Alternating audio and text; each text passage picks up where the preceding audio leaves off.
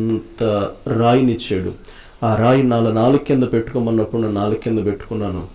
ఇంతకీ గుర్తొచ్చిందా మీకు స్టోరీ? రేత్రిపూట ఏదో మంటేసి మాంత్రికుడు స్టోరీ అదే అదే. ఆ ఎద్దుని గొర్రెని ముందు బలిచిన తర్వాత గొర్రెని దాన్ని రక్తం తాగాలి, మంటల మీదకి వెళ్ళాలి, పాములాగా ఆ మంటల చుట్టూ ప్రదక్షిణ చేయాలి. పాతాళ భైరవి సినిమా కంటే కూడా వీళ్ళు మరీ బీభత్సంగా చెప్తారు. ఆ మాంత్రికుడేమో కర్ణాటక వెళ్ళాడు, ఇతనేమో కేరళ నుంచి ఇక్కడికి వచ్చాడు. అప్పుడు ఇక్కడ తీసుకొచ్చాడు, కొంచెం మార్చాడు, కొద్దిగా మార్చాడు. మొత్తం చూడండి సేమ్ యాజ్ ఇట్ ఈజ్ ఉంటది. వెంటనే అన్నాడు, నీ చెవిలో నేను ఒక మంత్రాన్ని చెబుతాను, దాన్ని నువ్వు చెయ్యాలి అన్నాడు.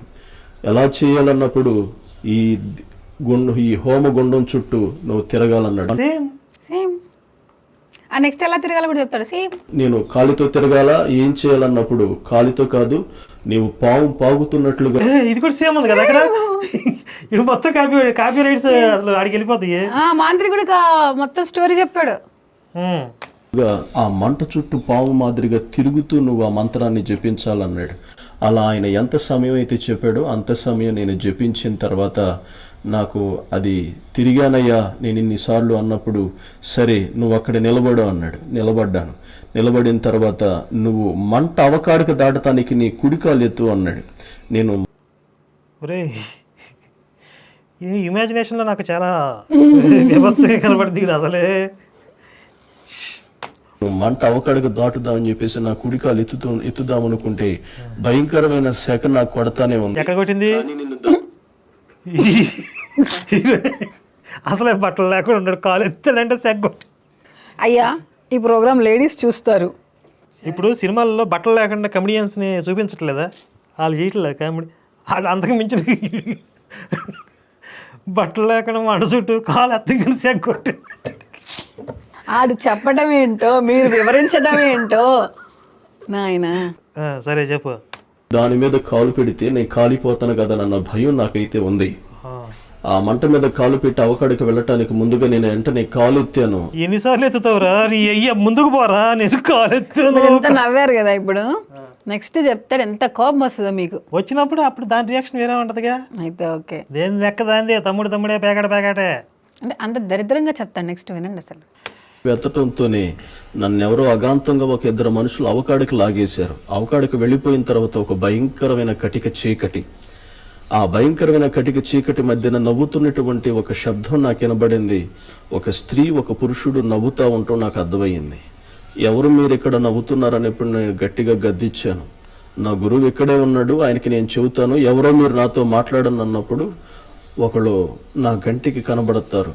వాళ్ళు నేను చూస్తూ ఉన్నాను, దిశమల చుట్టూ పురులతోనూ చేతులతో కట్టబడినటువంటి ఒక ఆమె నా కంటికి కనబడింది. ఆమె కంటికి కనబడిన తర్వాత ఆమె పక్కన ఇంకొక ఆయన నిలబడ్డాడు. ఆయన 5 లోకాలను శాసించగలిగినటువంటి సామర్థ్యం కలిగినటువంటి వ్యక్తిని నేను నా కళ్ళతో చూశాను. అప్పుడు మీకు ఆ భయం కానీ భీతి కానీ ఏమనిపించలేదండి? నాకు అప్పుడు భయం ఏమి అనిపించలేదు. మా గురువు గారు ఉన్నారు కదా, ఆయన ముందుగా చూసిన వాడు కదా అని నాకు భయపడలేదు. వాళ్ళు ఇద్దరు నా వైపు చూసి ఒక భయంకరంగా నవ్వుతూ అన్నారు, ఏం కావాలని ఇక్కడికి వచ్చావురా అని నన్ను అడిగారు. అసలు ఇంత ఈజీగా చాలా కిరాణా కొట్టుకెళ్ళి చింతపండు కొనుక్కొచ్చాం అన్నట్లుగా శక్తులు ప్రత్యక్షమైన దేవతలు వచ్చేసారు, మంత్రం సిద్ధించింది అక్కడే. అసలు స్టార్టింగ్ మంత్రం సిద్ధించేసింది. వీడు ఎవడని చెప్పి ఆడు ఎత్తుక్కుంటా వచ్చాడు, నీకు మంత్ర సాధన చెప్తానన్నాడు. వీడు చెప్పంగానే వీడికి మంత్రం సిద్ధించేసింది. వీడు చెప్తుంటే మీకు భయం వేయలేదా అండి అని చెప్పి ఆడు ఆ నంగనాసి తొంగబురగాడు. అసలు ఇంకొకటి, మంత్రం సిద్ధించింది అన్నాడు కదా, ఇప్పుడు అక్కడ మధ్యలో పంచభూతాలకి అధిపతి అని చెప్పడానికి అతనికి రాలా, పంచ అని ఆపేశాడు. తర్వాత దాన్ని కట్ చేశాక దాన్ని తెలుగులో మళ్ళీ ఏదో చెప్పాడు. అంటే ఆ పదమే ఉచ్చరించడం చేతగాని ఒక వ్యక్తికి మంత్రం ఎలా సిద్ధిస్తుంది అసలు? మా గురువు గారితో కేకేసి, ఇక్కడ నాకు ఒక ఇద్దరు కనబడుతున్నారు, వాళ్ళు ఎవరో కాదు, కాళికాదేవి కనబడుతుంది, తర్వాత శివుడు కనబడుతున్నాడు. ఎవరో నాకు తెలియదు అన్నాడుగా, ఇద్దరు కనబడుతున్నారు అన్నాడు కదా, మరి కాళికాదేవి శివుడు అని ఎలా అర్థమైంది అతనికి?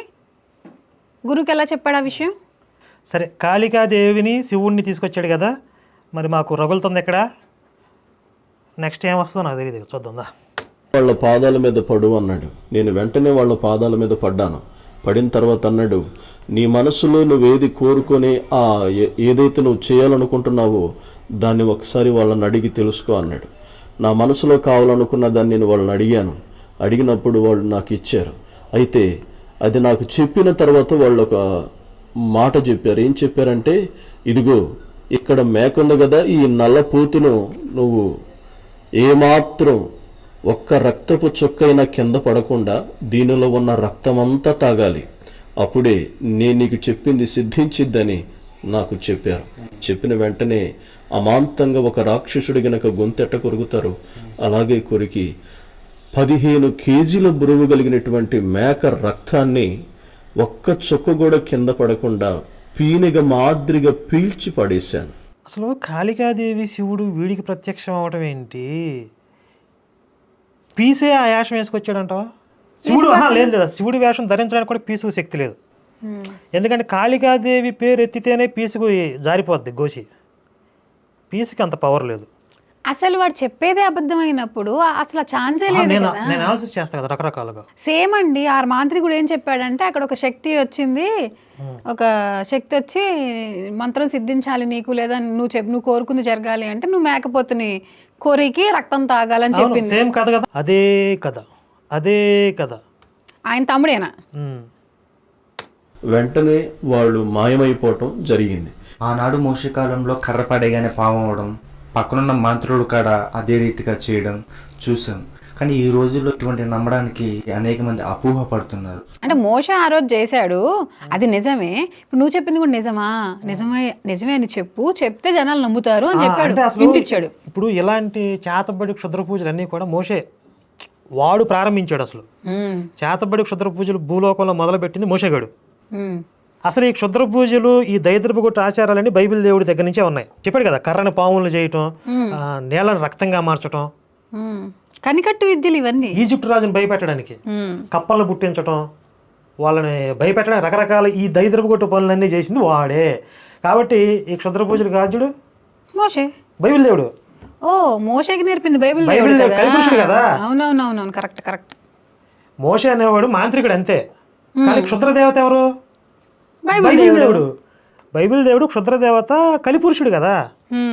ఇప్పుడు అలా మనం అనకుండా మనం ఎక్కడ అనేస్తాము అని భయంతో ముందే వీళ్ళు ఏం చేస్తున్నారంటే మన దేవీ దేవతల పేర్లు చెప్పేస్తున్నారు అనమాట.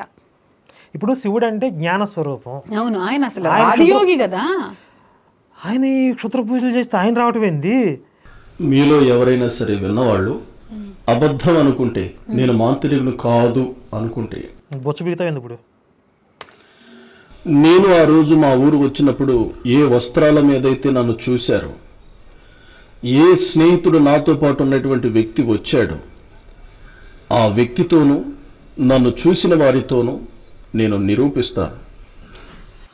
ఇప్పుడు నిరూపించాలి అనుకున్నప్పుడు ఆ ఫోటో తీసి పెట్టుకోవాలి కదా, కరాటే ఫోటోలు పెట్టినట్టు. ఆ ఫోటోలు ఎందుకు? అసలు ఆ మంత్రాలు చదివి వినిపించి ఇప్పుడు ఏదైనా మిరాకిల్ చేయొచ్చు కదా. చేయొచ్చు కదా. అవును, ఏమన్నా నా ఫ్రెండ్తో చెప్పిస్తానంటాడు వీడు.